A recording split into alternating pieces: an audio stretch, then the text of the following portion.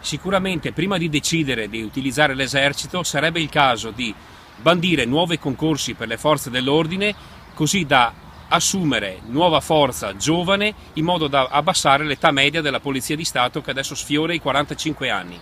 Concorsi per assumere nuovi agenti di polizia è la ricetta del sindacato UGL per combattere la criminalità dilagante in Veneto. A Venezia nell'ultimo anno si è registrato un vero e proprio boom di furti in casa ed esercizi commerciali.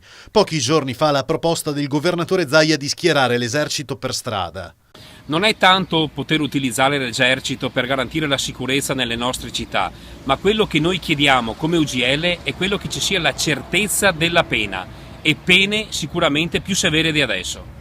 Lo ha detto anche il questore Sanna, gli arrestati molto spesso sono facce note. Per le forze dell'ordine è frustrante vedere a piede libero chi, poche ore prima, era finito in manette. Occorrono norme severe e la certezza della pena. Bocciato lo svuota carceri per Mauro Armelao, ci sono altre soluzioni. Se gli stranieri infatti scontassero la propria pena detentiva al paese di provenienza, sicuramente le carceri italiane non soffrirebbero l'attuale sovraffollamento.